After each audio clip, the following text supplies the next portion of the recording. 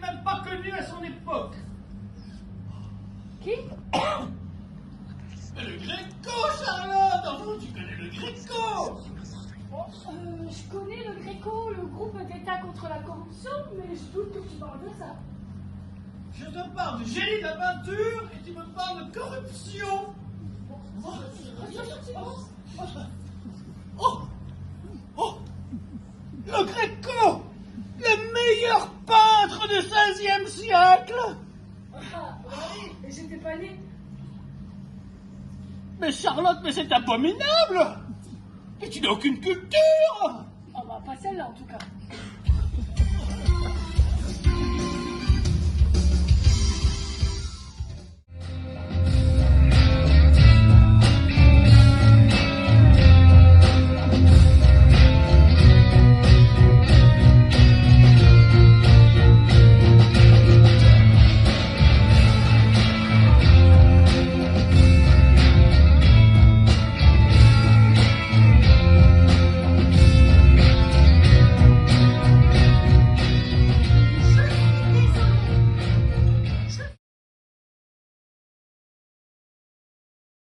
Vous avez vu, la Banque de France a relevé ses taux. Devant ça, rien. Le silence. La seule réponse, c'est le silence. Le silence total. Le silence absolu. Ni commentaire, ni débat, ni sarcasme. Rien. Se taire. Ça ne mérite que le mutisme. Ne rien dire. Ne pas parler. Ne pas en parler. Bouche cousue, bouche collée, lèvres soudées. Pas un mot ne sort de là. Surtout, ne pas donner d'existence. Ne pas perdre son temps à commenter la façon dont on se fout de nous. Bah, quand même, c'est ma façon à moi de dire non. Je ne le dis pas. Dans ce cas-là, je préfère ne pas parler. Alors, je me tais. Je me tais parce qu'il faut qu'il le sache. Qu'il sache que je ne m'abaisserai pas à commenter cette abominable proposition. En me taisant, j'affirme mon point de vue. C'est la seule et unique voie. Se taire pour dénoncer la famille. Ça ne me pose aucun problème de me taire. Je suis capable de me taire pendant des heures. Vous comprenez? Eh bien, dites quelque chose!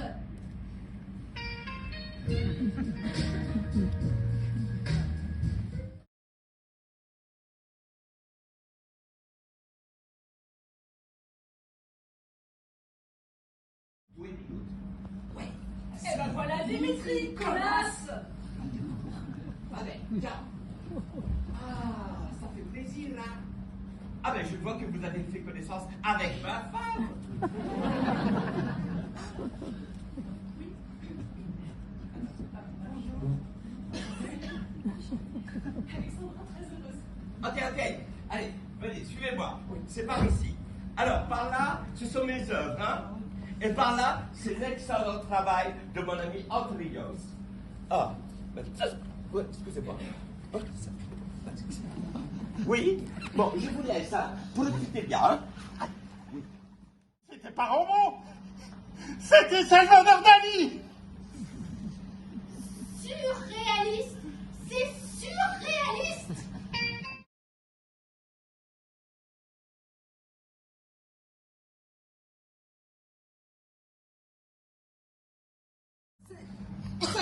Ça crée un sentiment de solitude. Je sais pas comment t'expliquer. C'est là, tout au fond, dans un endroit secret, inconscient de mon moi. Mais enfin, Marianique, c'est l'extincteur. Ah bon? C'est quoi l'extincteur? Tu crois? Je suis certaine.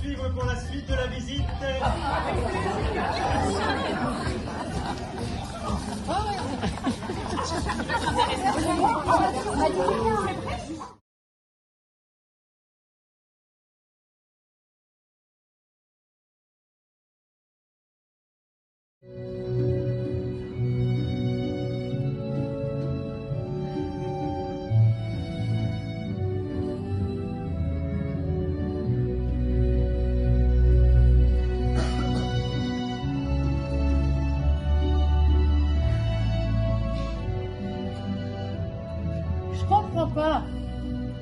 C'est 350 photos de sexe. Est-ce que c'est 350 photos de sexe différents?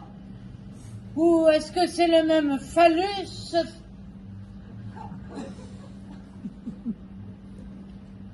Photographié 350 fois. C'est comme on veut, Sophie. C'est comme on veut, c'est comme on veut, t'es marrante, toi. Toi, je vais te dire, très tranquillement et très simplement, j'ai peur. Peur?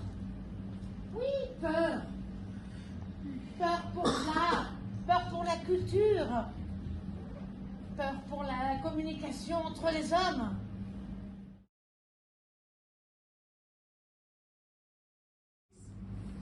Mais il est tellement gentil. Ah, justement. Trop gentil, trop gentil. Des cœurs, des cœurs, des cœurs, tout le temps des cœurs, moi. Très bien. Pour nous. Bah, forcément. Pour toi, c'est facile, il passe son temps à te faire de la lèche. Oh, mais pas du tout. Et puis tu peux pas lui faire ça, c'est trop cruel. Renaud, c'est quand même à elle de savoir. Mais c'est un garçon sérieux qui fait d'excellentes études. Papa, j'ai 22 ans. Hein? Parfois, j'ai l'impression de sortir avec Alain Juppé. Mais très bien, Alain Juppé. Je suis plus amoureuse. Bah, quitte-le. Après tout, ça nous regarde pas, hein. Et oui, mais moi je suis là, à chaque fois j'essaye. Et lui, il est là, il dégouline de gentillesse, et tout. Et ça me coupe l'herbe dans l'œuf, et faut m'aider. Non, moi je ne peux pas t'aider pour un projet que je désapprouve. Maman, s'il te plaît. Eh bien, écoute, c'est vrai, il est toujours d'accord avec tout le monde, il est pénible, il est vraiment pénible. Mais pas du tout. Ah si. Elle dit que si c'est un cheval à deux têtes, tu lui donnes deux avis opposés, il sera toujours d'accord avec les deux. Mais n'importe quoi. J'ai continué. Oh, comme c'est... Oh oui, vraiment, je trouve que c'est... C'est uniquement. C'est seulement. Enfin, je veux dire, ce n'est pas tellement. Pas tellement. Vous croyez que... Du moins, je le. Enfin. Oui, je comprends. Vous êtes trop... Et surtout, vous avez beaucoup trop de... Oh non. Surtout pas assez de. Taisez-vous donc. Vous n'allez pas nous faire croire que... Oh non. Je n'irai pas jusque-là. C'est que tu es contente tout le temps. Mais Henri, Depuis 6 heures ce matin, tu étais contente que le réveil sonne, tu étais contente de prendre le car, tu étais contente de l'arrêt pipi sur l'autoroute, tu étais contente de prendre ton petit déjeuner. Hein? Les assiettes marron avec des têtes de sanglier, hein? Les soupières en forme de botte et les casques pointus en salière. Tout t'a rendu heureuse. Tout! oh tu sais Henri, que tu oses me dire ce que tu ressens, je trouve ça formidable. Et puis alors, que tu oses être toi-même ici, ça me fait vraiment plaisir. Ah, j'en peux plus. Carole. Oui? Regarde ce tableau. Qu'est-ce que tu vois? Un joli assemblage de couleurs. Hein? Tu peux lire le nom du tableau? La désespérance. Désespérance. Bon bah tu vois, c'est pas joyeux. Hein? Oh bah, le peintre devait passer une mauvaise passe, mais enfin... Moi, je vois rien dans ce tableau de quoi être désespéré. Et pourtant, ce peintre, comme beaucoup d'autres, souffrait. Il exprime à travers sa peinture minutes, on fout le camp. J'ai découvert une excellente pizzeria rue Montfort. Pourquoi es-tu à cran comme ça? Je ne suis pas à cran. Mais si, tu es à cran. Je ne suis pas à cran, enfin, bien sûr, hein, que je suis à cran. Enfin, mais c'est inadmissible, ce laxisme, cette incapacité à la contrainte. En fait, c'est moi qui t'énerve et tu te venges sur ce pauvre Yvan. Mais pas du tout, tu ne m'énerves pas. mais pourquoi tu m'énerverais? Il m'énerve. C'est vrai qu'il m'énerve. Il a là ce petit ton douceâtre, un sourire entendu derrière chaque mot. On dirait qu'il se force à rester aimable. Serait-ce l'Antrios? L'achat de l'Antrios qui a jeté un froid entre nous? Ah! Passez pas trop tôt! Un problème insoluble, dramatique. Les deux belles-mères veulent figurer sur le carton d'invitation. Catherine adore sa belle-mère, elle la veut sur le carton. Sa belle-mère n'envisage pas, et c'est normal. La mère est morte, de ne pas y figurer à côté du père. Moi, je hais la mienne, il est hors de question que ma belle-mère figure sur le carton d'invitation. Mon père ne veut pas y être si ma belle-mère n'y est pas, et Catherine non plus, à moins que l'on s'arrange pour que ma belle-mère accepte de ne pas y être non plus, ce qui est rigoureusement impossible.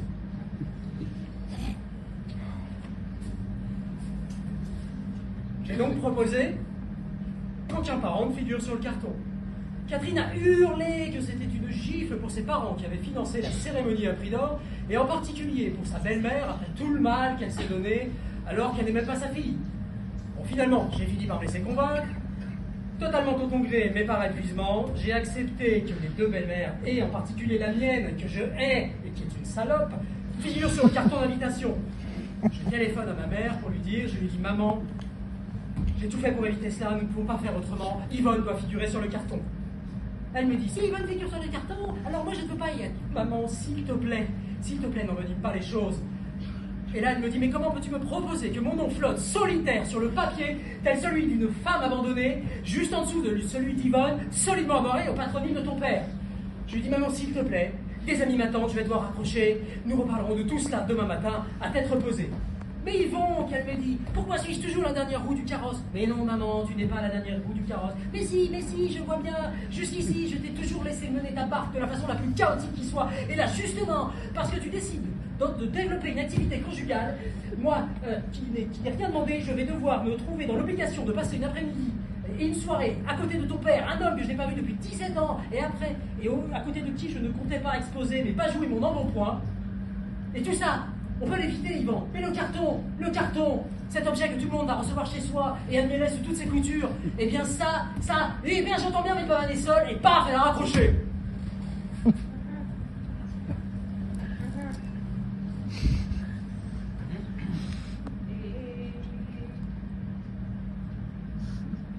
Et c'est tout. Eh bien, ta promesse mariage, hein.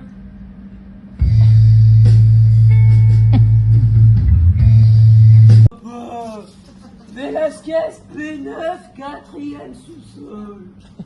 Jules, si la voiture était à Velasquez, crois-moi, je m'en souviendrai. Parce que Henri Velasquez, c'est le nom de mon assureur, qui me pompe 5 000 € par an pour jamais me rembourser. Alors si la voiture était à Velasquez, ça serait gravé là, et pour toujours, hein. Moi, j'ai cette vision très nette d'un panneau place libre à Delacroix. Mais non, Rosine, Delacroix était plein, Fragonard était complet, et quand j'ai vu que Renoir était réservé aux abonnés, j'ai même dit à Maurice, tu vas voir, avec la chance qu'on a, on va se retrouver à Picasso. On n'y a jamais été à Picasso, ok? Et heureusement, je déteste ce type, et tu le sais. Oui, mais il y avait toutes les places qu'on voulait à Picasso. Ah bah tu m'étonnes. Et alors qu'il est, si on se serait garé à Picasso, on aurait retrouvé la nature. Et Watteau, ça ne vous rappelle rien? Alors si on est à Watteau, c'est idiot, parce que l'entrée du parking, Watteau est de l'autre côté du musée, exactement d'où on vient. Ah, j'en peux plus. Oh ben c'est dommage. Ah non, Rosine, ne redis pas pour la millième fois, c'est dommage qu'on ne soit pas venu en taxi. Je ne le redis pas, mais en plus ça aurait coûté moins cher que le parking à taxi. Moi, je vous dis qu'on était à Rembrandt. Je me vois encore en train de craquer devant sa grosse tête peinte sur le mur du deuxième sous-sol. La grosse tête de qui? Mais de Rembrandt. Il avait une grosse tête, Rembrandt? Énorme. Il avait une tête enfoncée dans son bonnet, peinte en vert fluo pour qu'on la voit bien dans les phares. Ah bah, une grosse tête de Rembrandt peinte en vert fluo, ça m'aurait marqué quand même. Il sait même pas la tête qu'il a Rembrandt. Ça aurait pu être celle de Jérôme Bosch ou Bruegel. Il n'y connaît absolument rien en peintre. Bon papa, si t'es sûr qu'on a Rembrandt, bah dis-nous où elle est, l'entrée du parking Rembrandt. Mais je la cherche, Jules. Ça fait 45 minutes que je la cherche. Bon, moi je crois qu'il faut repartir du début calmement. On repart à la cafétéria, on prend le grand escalier, on passe devant la boutique, on traverse les mosaïques romaines. Ah, les mosaïques romaines, ouais. Mais ça, je m'en souviens. C'est quand j'ai dit à Rosine, ouah, tous les petits cailloux. Et quelle patience, hein. Quelle patience. Bah, à mon avis, c'est là qu'on s'est perdu. Bon, Maurice, je te signale que Rosine a son train à 18 h. Alors, si tu pouvais nous éviter de retraverser tout mon pays. Allons, Roland. Ne parle pas comme ça, s'il te plaît. Parce que moi aussi, je suis fatigué. Parce que moi aussi, j'en ai marre. Viens, jeune. On va à Rembrandt.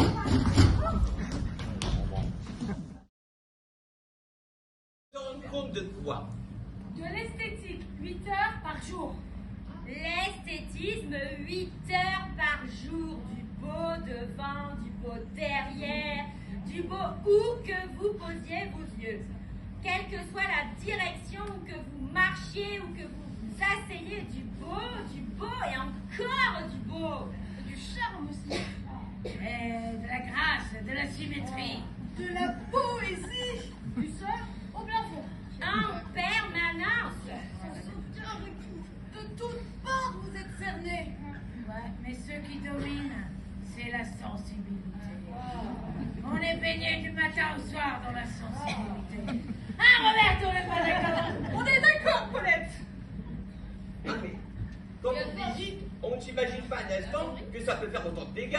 Et si vous saviez, mon bon monsieur, comme ça ronge. On pense même que vous devez vous ennuyer, enfermer toute la journée dans le même endroit, comme prisonnière, que l'on préférerait être postière que gardienne de musée. Postière, mais c'est de la rigolade. Elles sont en timbre leurs œuvres d'art. Ah bah ouais, parce qu'un 2 la croix d'1 centimètre sur 2, c'est désagréable. Mais ça vous escalade pas. Alors que nous, on sait plus bien où on en est. Quand on voit dans la rue des gens en imperméable, on voit tout de suite un magri. C'est ça. On sait plus ce que c'est qu'un imperméable. Ouais, mais c'est la personne à l'intérieur. Surtout. Mais l'imperméable, on s'en fout. Ah, Robert, on n'est pas d'accord. On est d'accord, Paulette. On voit plus l'homme dans l'imperméable. Il est invisible. Il est invisible. Mais je ne savais pas tout ça, je vous jure, je ne le savais pas.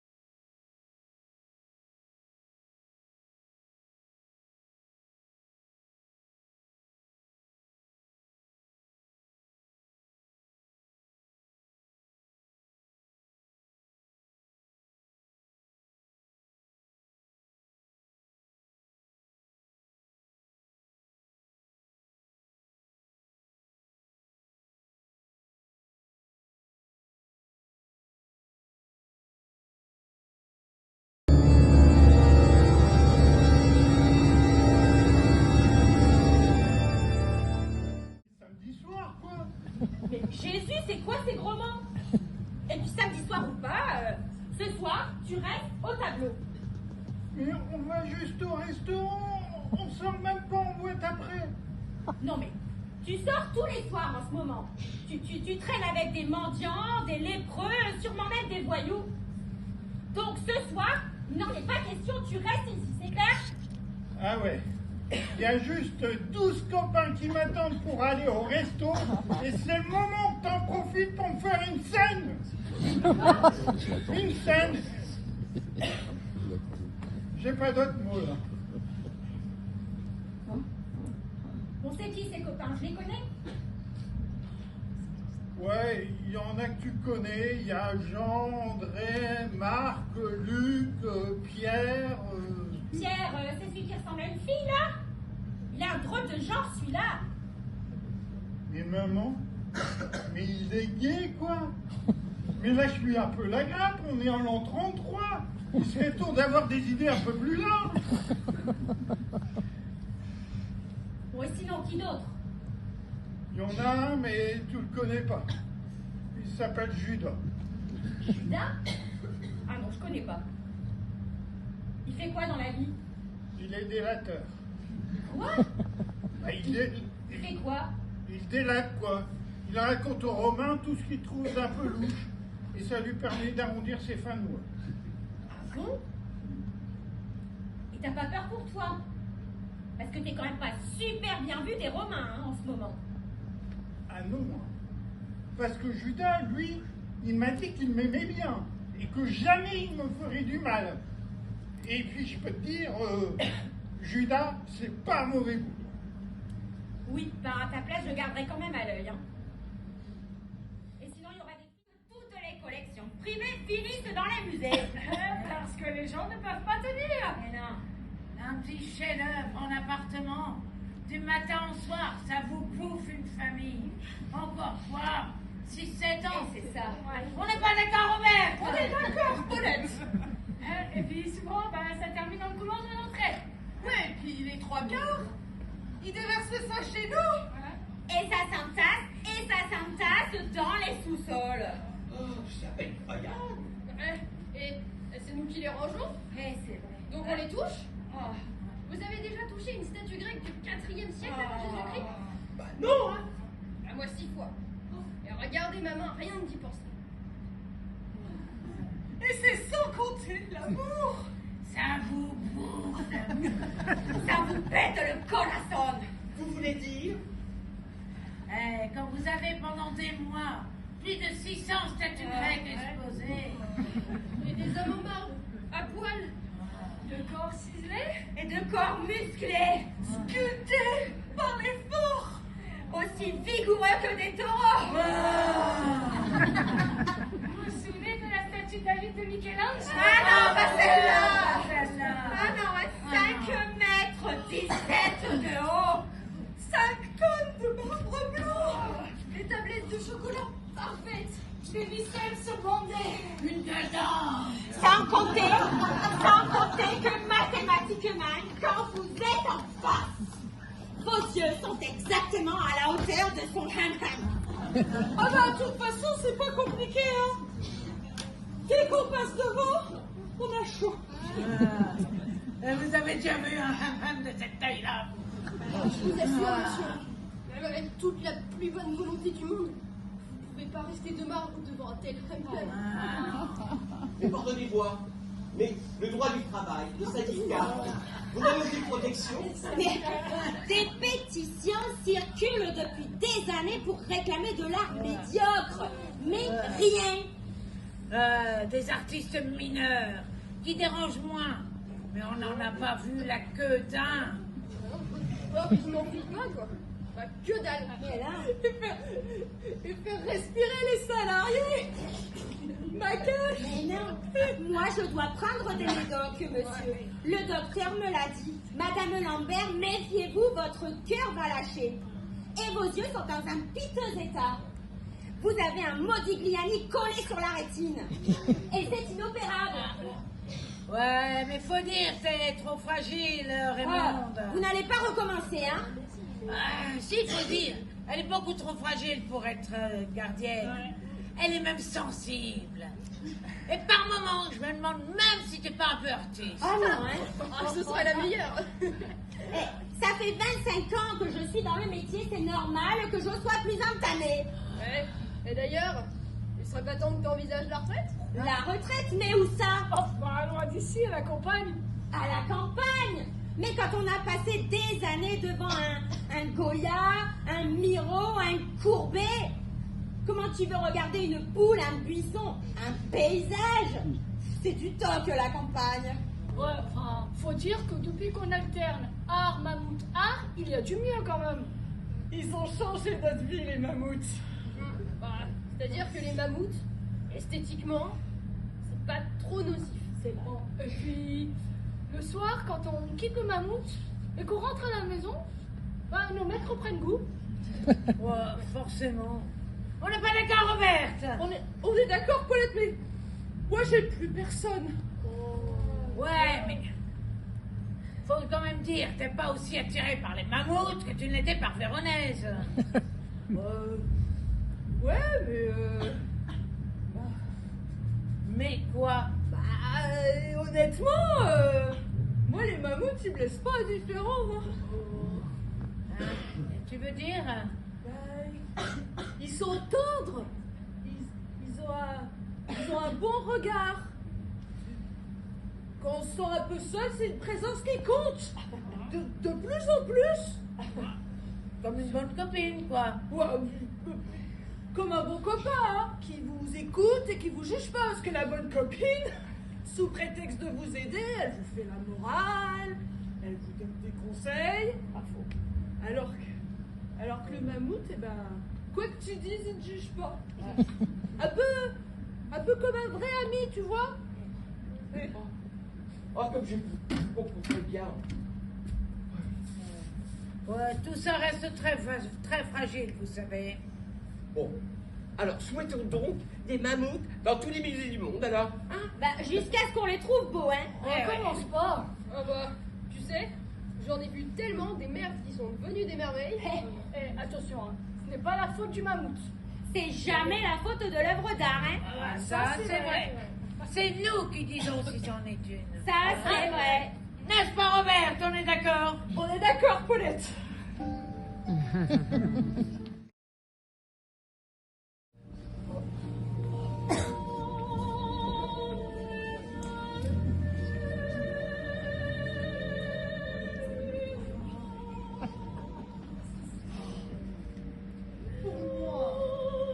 Mes chéris, le plus important dans l'art, c'est la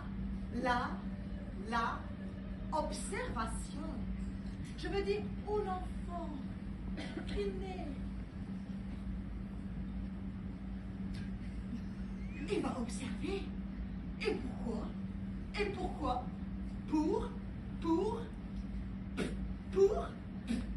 Pour apprendre. Eh ouais, c'est ça, pour apprendre.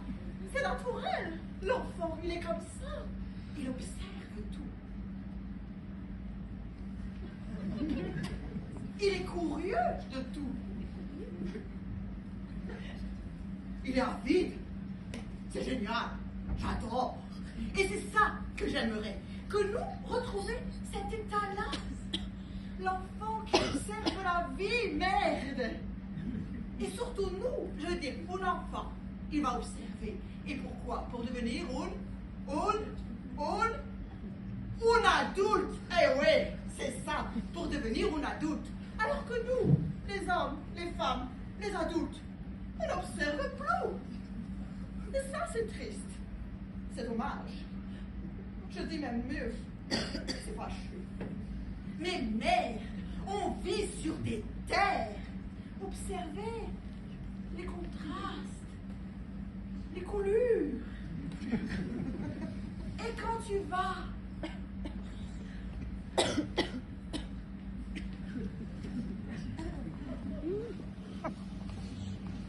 tu te balades.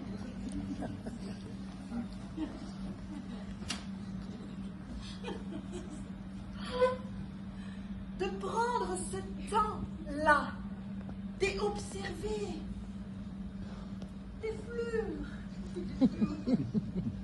Les feuilles, l'éclosion, c'est génial.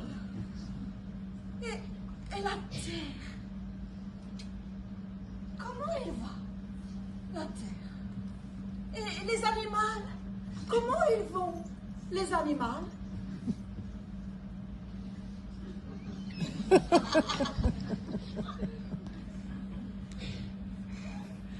Le moment de l'immobilité de l'animal. C'est génial. Et quand tu as vu toute cette vie, tout ce bordel de vie, tu as vu et c'est rentré de toi. Et c'est là. Et c'est le moment de la... Eh oui, gestation, c'est ça. C'est le moment de la gestation de moi. Et c'est là, ici. Et tout le monde a ça. C'est génial. C'est le moment de la maturation de moi. Et je ne sais pas que je l'ai. Et après, c'est continuer pour le moment le plus jouissif, le plus attendu. Le moment de la... Eh ouais, création. C'est ça, création. L'énergie du mot. L'énergie du mot, il est génial. Si je veux sortir, nous avons cette chance de pouvoir sortir toutes ces choses, de pouvoir sortir tout le bordel. Et ça m'emmerde ce truc. Et après, c'est continuer. Et après, je vais créer. Tu vois, je vais créer. Tu vois, regarde. Tu vois, regarde. Tu vois, regarde. Tu vois, regarde.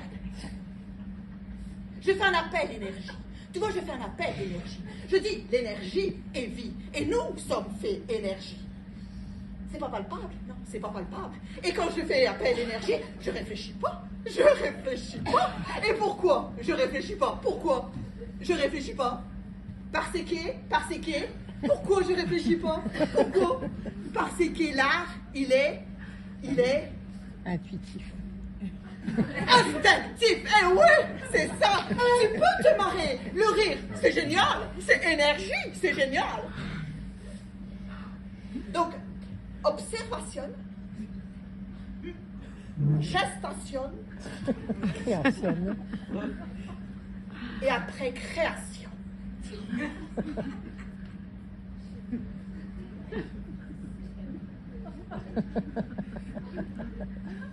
Chaque le tableau blanc, ils vont prendre la clé.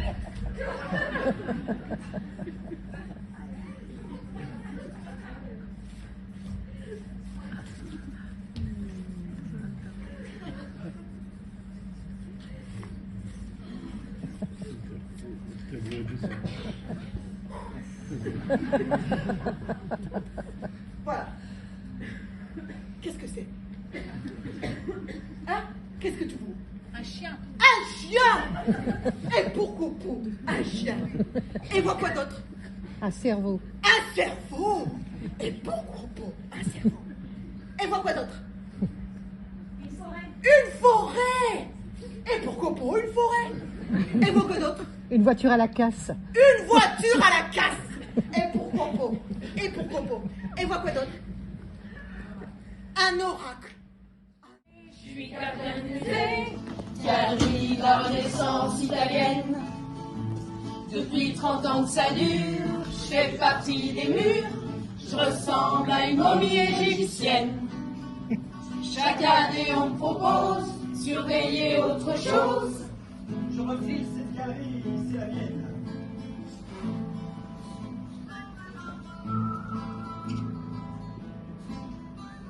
Si vous me cherchez, je suis toujours posté dans un coin de la salle des mythes antiques. À côté de Vulcain, contrit et contraint, voir sa femme exposée en public. Nue sous les épines, belle à en mourir, Vénus ignore la foule des curieux. Moi, c'est pas pareil. Il faut que je la surveille.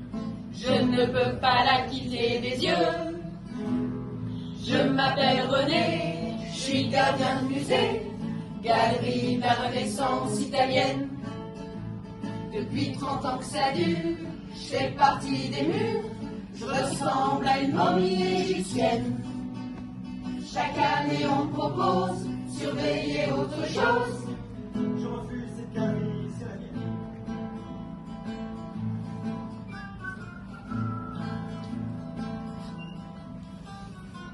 J'ai une collègue Fernande dans la galerie allemande qui vient me faire du gringue pendant la pause. René, pour les vacances, il y a des vols pour Florence. Au soleil, c'est tellement bien, non? Je dis oui, mais sans plus. Je pense à ma Vénus dans sa coquille Saint-Jacques au bord de l'eau.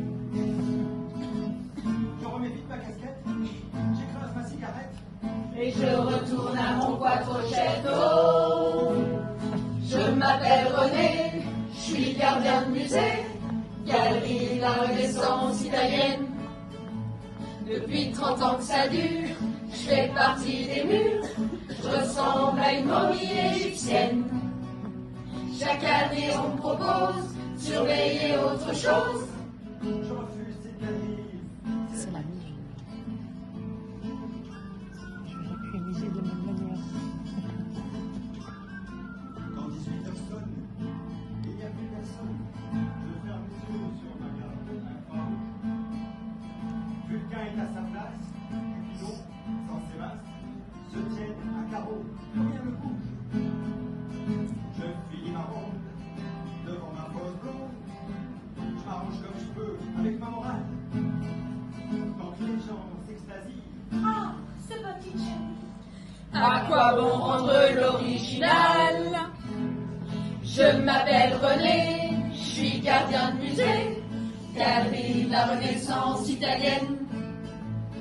30 ans de madone, personne ne soupçonne de vivre avec une blonde vénitienne.